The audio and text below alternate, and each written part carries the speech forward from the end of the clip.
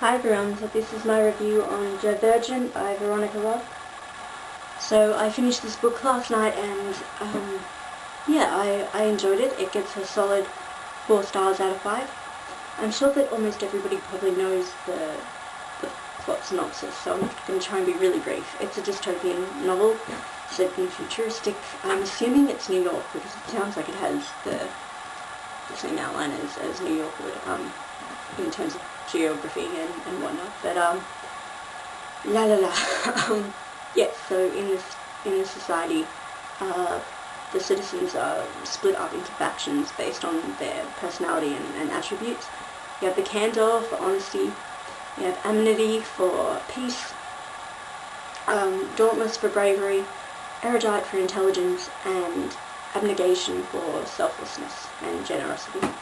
And our protagonist Beatrice has been brought up in abnegation. You're born into whatever faction you're born into, and then it's the same time every year, I think it's once you're 16, you have a testing where it will determine what faction you are best suited to, and then you have a choosing day where you can select what faction you're going to go off and live in. There is the option of being factionless, which is what everybody fears. It's kind of the most terrifying prospect out of the choices that you're given, is that you can say that you don't think you fit into any of them or you don't want to, or if you do pick a faction and you go through the initiation process, which each faction has, and they're apparently all quite harrowing in their own ways, if you fail during the stages of those initiations, you are made factionless, unless you're taken back in by your old faction, which very rarely happens. And to be factionless means you are without the protection of the community, and you have to make your own way, and you're very dependent on the generosity of those from abnegation who essentially kind of help to look after you. So yes, our protagonist Beatrice, brought up in abnegation, and on her choosing day she selects dauntless. However, during her testing process, she discovers that she is that very naughty and secretive thing called Divergent, which means that during your testing, it shows that you could potentially belong to more than one faction. And for whatever reason, this is considered incredibly dangerous and threatening. So if you find out that is who you are, you have to keep it on the down low.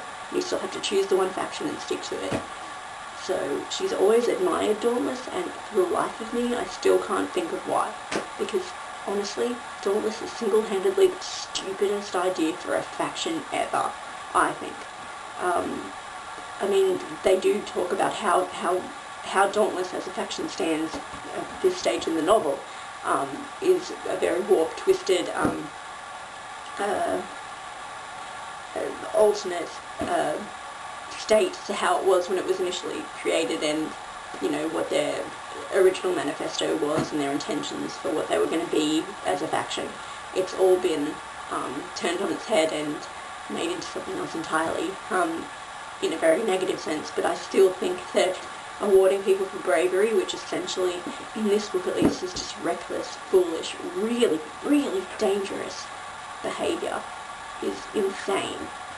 But that's just me. I couldn't appreciate Dauntless as a faction at all.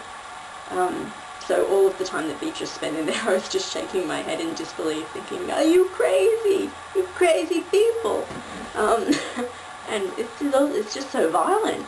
Who the heck would want to do this every day, you nutters? So, yeah, question the sanity of anyone in Dauntless, but whatever. So, yeah, while she's there, we witness Beatrice making friends, and there's a romance that happens. What I can say is that the friends we made, most of them were stereotypical supporting characters, so you could kind of predict how they were going to be, including her friends and her enemies as well. Sort of all stock characters there. I mean, you still could care about them a bit, but it was sort of, you knew what you were getting into. And then the romance, I think the pacing of it was nicely developed, and there were some really sincere moments that I could appreciate.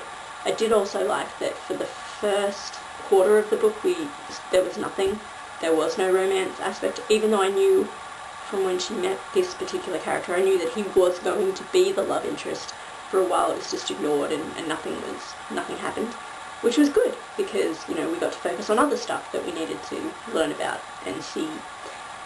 But, you know, when it came about, it was nicely done. But what I have to say is that I felt a really strong disconnect from both the characters and this fictional world. And I don't think that that's necessarily a criticism of Veronica Roth's writing. I just felt that I couldn't get a clear picture of both what this world looked like, felt like, how it was laid out, really. I couldn't get a sense of really knowing who these characters were. If you'd asked me halfway through and at the end of the book, tell me who Beatrice is, I wouldn't have been really able to describe her, even though she's our narrative voice too. I still felt like I didn't have this clear picture of her in my mind.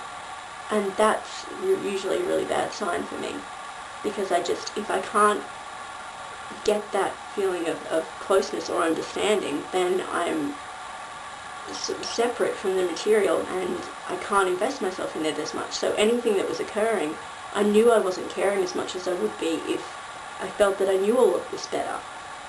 So, I mean, in the climax of the book, which was very taunt and the pacing was great during all of that, very eventful, and it unfolded nicely, but when there were really sad, tragic things occurring, I wasn't getting emotionally worked up like I usually do. I often cry. I felt a bit sad, that was about it. And I thought, yeah, I was distanced from the book, and if I can make a criticism, I think it is probably because it is the first in a series, I'm assuming. Certainly hope it is. I mean, no doubt, because everything is the first in a frickin' YA series these days. And that's my problem, because you don't get the chance to feel satisfied with the work on its own merits as a whole, just as this book, because you know it's just it's step one of this larger tapestry that's still to come. So all these unanswered questions and lingering uncertainties about exactly what this world is and what the characters are doing, what the factions, what real purpose they serve, how they interact with one another, the complexities of it, you can't grasp because there's still so much more to come. And that's what really shits me off with series. Sometimes I don't mind it that much. I had some problems, but with Harry Potter it was something that made it more exciting, and it was the anticipation of the next book that, you'd get really hyped up about, and it just brought that much more enjoyment. But now it's just all I'm feeling is frustration. But I'm sure other people don't see it that way. This book's been getting a lot of praise, so once again I'm standing on my lonesome here, as always. But yes, I did enjoy it, and because I want to know more and feel more for this world and these people, I'm going to continue with the series, hopefully. But I was a little disappointed. But hey, it's just me. But it was still certainly interesting, and raised quite a few moral themes and questions that I thought were cool. And I didn't really expect that it would at the beginning. I was actually concerned that that element would be left out, but by the end it was coming into it nicely. And I did like the fact that Beatrice questions herself a good deal, and as well as other people, the fact that she would never make herself devoid of blame, and I like the humility of that, so it was good. So 4 stars out of 5 for Divergent by Veronica Roth.